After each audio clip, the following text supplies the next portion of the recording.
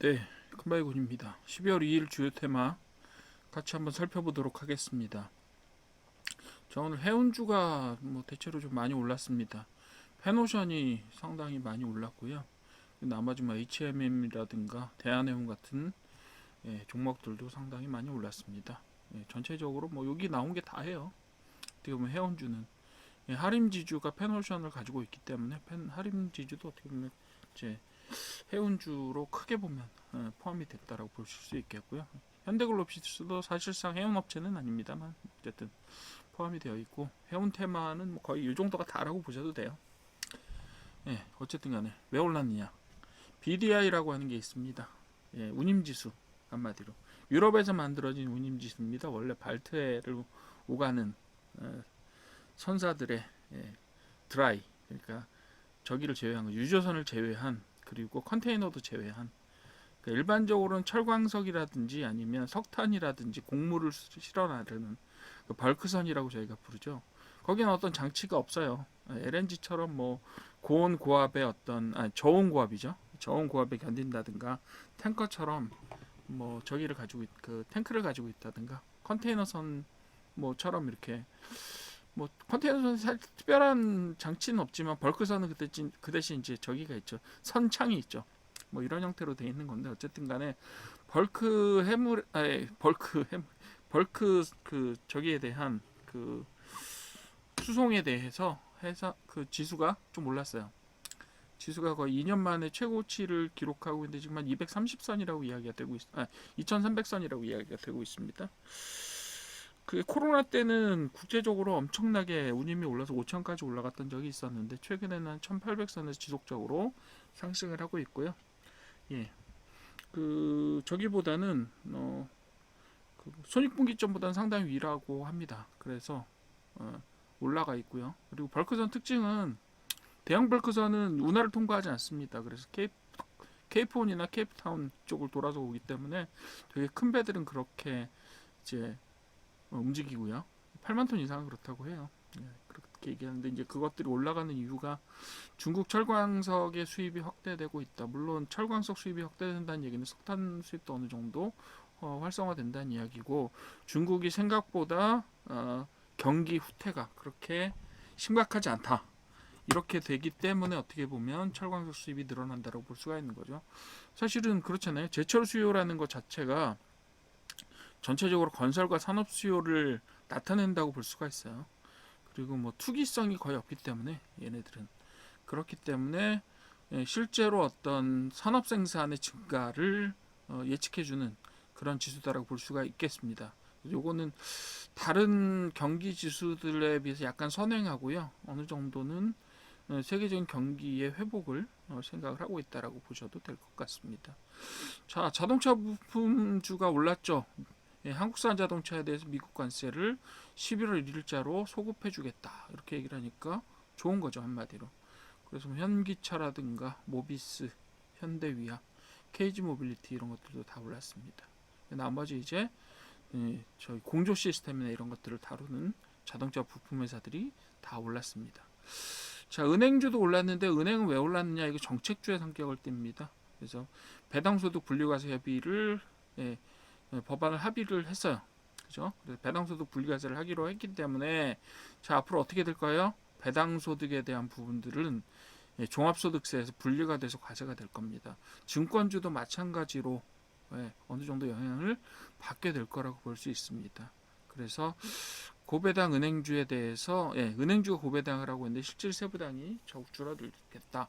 그리고 앞으로 배당 성향 자체도 우리나라 기업들이 전체적으로 좀 늘어나게 될 가능성이 높아요. 왜요? 네. 배당을 하겠죠, 앞으로. 특히 이제 대주주들 대상으로도 정상적인 배당이 이루어질 수가 있게 되는 토대가 마련이 된 거죠, 어떻게 보면. 분리과세 하기 때문에. 그렇게 된다. 그래서 앞으로 지금 은행주가 1차로 오르지만 고배당 성향의 주식들이 가격들이 변경될 가능성이 높습니다. 고배당 성향으로, 그러니까 고배당을 통해서 주식 가격을 끌어올리는 방향으로 가게 될 수도 있고요. 그래서 지금까지는 법인 유보나 자사주를 사들이는 방향으로 그 추가적으로 이제 이익잉여금을 그런 식으로 소비를 했었는데 이제 배당이라는 형태도 어떻게 보면 주주들에게 유리한 형태로 갈 수가 있다. 이렇게 보시면 되겠고요. 조선 원전 그리고 조선 기자재 이렇게 봅니다. 원전하고 원전 기자재, 조선 기자재 비슷한 부분들이 많아요. 사실 조선하고 원전은요. 왜요? 네, 대형 터빈을 사용합니다. 그래서 원자력에도 대형 터빈이 들어가고요. 그리고 원전에도 대형 터빈이 들어가죠. 근데 여기에서 얘기하는 건 뭐냐면, 자, 우리나라에서 한미 원자력 잠수함을 만들기로 했어요. 그죠? 미국에서 만든다, 한국에서 만든다, 여러 이야기들이 많고, 또 뭐 크기가 얼마나 될 거냐, 뭐 4,000톤이냐, 5,000톤이나 8,000톤급이냐, 뭐 이런 얘기들이 많아요. 굉장히 여러 가지 이야기들이 돌고 있고, 과연 미국에서 만든다면 미국에서 만들 수 있는 기술력은 있겠죠. 미국이니까 기술력은 있겠지만 설비가 있느냐? 왜냐하면 지금 미국의 전략 잠수함이나 아니면 공격용 잠수함을 핵 잠수함밖에 없어요. 미국은 그런 것들을 수리하기에도 보통 저희가 MRO라고 부르죠. MRO라고 부르는데 뭐 메인티넌스, 리페어, 오버홀 이렇게 세 가지를 MRO라고 부르는데 배 같은 경우에 있어서는 MRO가 아주 필수적입니다. 특히 잠수함은 MRO를 제대로 못 받으면 어떻게 됐는지 아세요? 몇 년 전에 인도네시아 잠수함 하나가 침몰했습니다. 왜요? 우리나라에서 수출을 했는데 우리나라에 수리를 맡겨야 된단 말이야. 근데 그거를 8년 시한을 넘겨서 10년 넘게 운영을 하다가 결국 고장이 난 거죠. 근데 일반 배 같은 경우는 못 가서 끌어오면 그만이에요. 근데 잠수함은 어떻게 돼요? 못 가게 되면 침몰합니다. 그래서 그런 어려운 점들이 있어서 어디서 만드느냐 뭐 이런 이야기들이 돌고 있어요. 근데 어쨌든 간에 우리나라가 핵추진 잠수함, 뭐 핵추진인지 원자력 추진인지 뭐 말이 많지만 저는 핵추진이라는 말은 조금 위험하다고 생각은 하기는 해요. 개인적으로 원자력 추진이 맞죠. 그래서 협력 실무 협의체를 만들고 있으니까 이 두 가지가 다 적이 되는 거예요. 두 가지 다 연관성이 되는 거예요. 그죠? 일단 조선, 그죠? 핵잠수함, 원자력 잠수함 만든다는데 조선 도움 되겠죠. 거기다가 그 원자력 잠수함에 뭐가 들어가는지 아세요? SMR이 들어갑니다. SMR 형태로 만들어서 소형 원자로, 그러니까 실제로 SMR 기술하고 원자력 잠수함의 그 추진 체계 기술은 똑같습니다. 같은 거예요. 그래서 그런 것들, 이런 것들이 있고 또 하나오션이 VLCC 수주를 했다. 뭐 이렇기 때문에 뭐 조선이나 이런 쪽으로 강력한 어떤 드라이브가 걸리게 되는 거죠. 두 가지 소식이 겹쳤어요.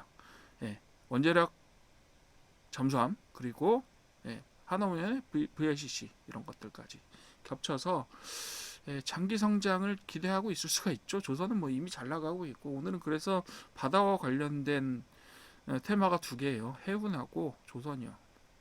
그래서 펜오션도 떴고 하나오션도 뜨고 뭐 이렇게 있습니다. 무슨 말씀인지 아시겠죠?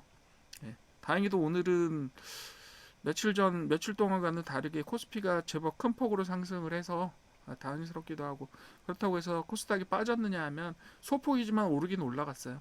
그래서 전체적으로 시장이 이제 위험성들 부분들이 재평가받고 있다. 혹은 뭐 그런 경우도 있을 수 있죠. 너무 많이 빠지면 사실 코스피 같은 경우도 그죠. 코스피는 올라갔는데 안 올라갔기 때문에 어떻게 보면 그 균형을 맞추느라고 올라간 부분도 있고요. 코스피도 좀 빠졌어요 최근에. 그래서 이제 다시 올라가는 거죠. 그래서 4천에 턱걸이를 하다가 못하다가 뭐 결국 못하고 끝나긴 했는데 어쨌든 간에 그런 형태로 되어 있습니다. 어쨌든 조선 원전 기자재 이 부분도 최근에 어떤 좋은 소식들이 많아서 올랐다. 이렇게 보시면 되겠고요. 전력 설비 전선은 제가 계속해서 주목하라고 말씀드리고 있는데요. 왜요? 인공지능 연결된다고 말씀드렸죠. 그래서 1월에서 11월 전력기기 수출액이 역대 최고치를 기록을 했어요. 이거는 아마 대미 수출도 충분히 있었을 거고 다른 지역들도 전력 인프라에 대한 투자들이 계속 늘어나야 된다는 점들이 앞으로도 좀 계속해서 전망을 좋게 만들 것 같아요. 실제로 전력 설비 쪽에 투자를 해서 전력 효율을 개선하느냐 아니면 ESS 같은 걸로 그런 것들을 보완하느냐 뭐 이런 여러 가지 방안들이 나오겠지만 실제로 보시게 되면 두 가지 방법이 다 쓰이게 될 겁니다. 즉 뭐 스마트 그리드나 뭐 이런 식으로 송배전 시스템들을 한 단계 업그레이드 하면서 용량을 늘리는 작업들이 하나 있을 거고 거기에 미국처럼 인프라가 노후화되어 있는 경우에는 교체 수요가 발생할 겁니다. 그죠? 그런 형태로 뭐 여러 가지 방법들을 쓰려고 하고 있죠. 미국이나 중국이나 다 인프라에 새로 투자하기에는 굉장히 땅덩어리가 넓고 크잖아요. 많은 금액을 투자해야 되니까 ESS 같은 형태로 약간의 편법을 동원해서 조금 이 현상을 완화시켜 보고자 한다. 뭐 이렇게 할 수 있죠. 그리고 전력망 투자 설비는요.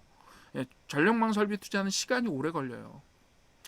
그런데 비해서 ESS 같은 것들은 바로 건설하면 뭐에 데이터 센터에 전력을 보강하는 데 쓸 수가 있죠. 그런 측면들을 다 생각하고 있다라고 보시면 돼요.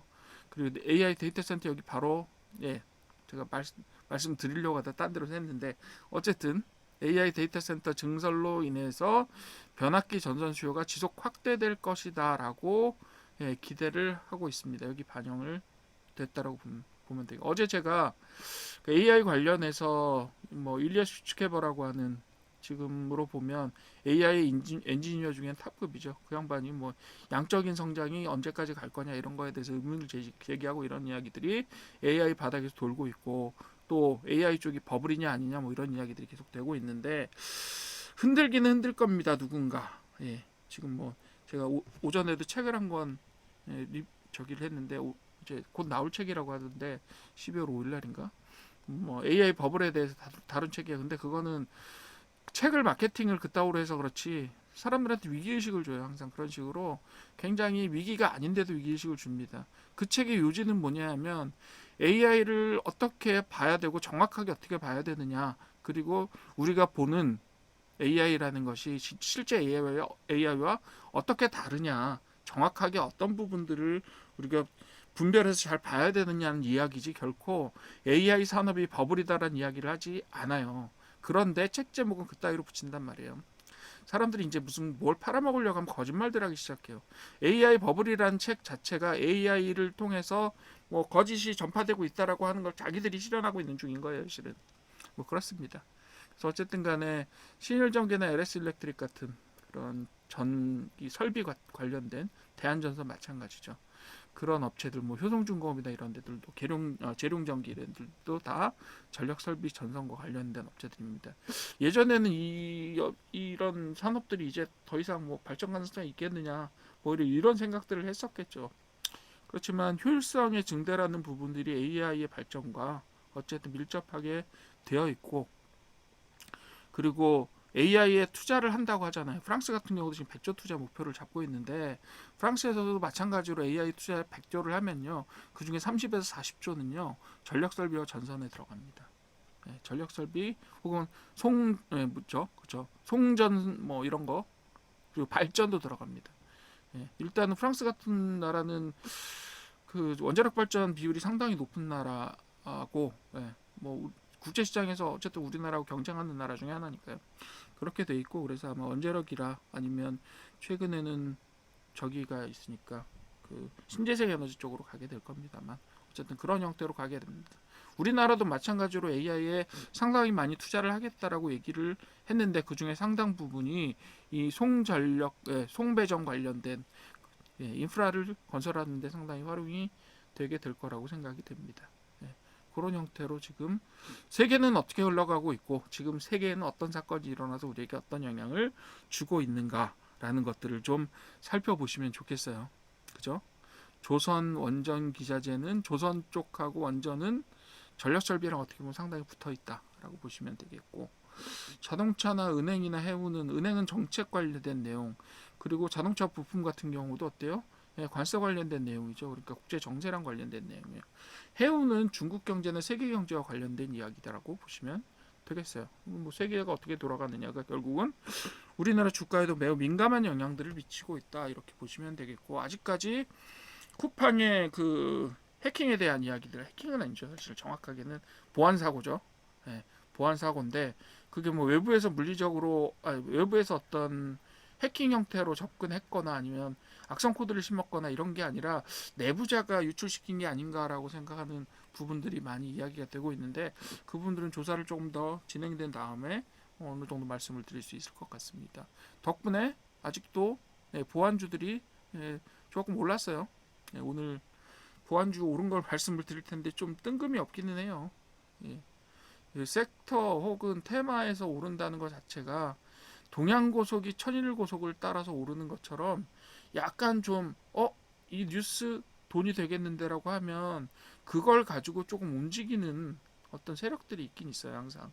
그래서 그런 세력들이 움직여서 결국은 뉴스를 가지고 주가의 움직임이나 아니면 수급을 만들어내는데 실제로 전혀 관련 없는 수급 뉴스인 경우도 많아요. 오늘 대표적인 그런 이야기들을 한번 드릴 겁니다. 자, 오늘 테마는 이 정도로 정리를 한번 해보고요. 큰 흐름은 있습니다. 어쨌든 간에 큰 흐름은 존재하고 있고요. 그 큰 흐름 속에 작은 사건들이 끼어든다라고 말씀드렸죠. 그래서 크게 구분을 좀 해보시라 이렇게 이야기를 해드렸습니다. 자, 그래서 오늘 주요 테마는 이 정도로 하시고요. 나머지는 종목 분석하면서 같이 한번 보시도록 하시죠.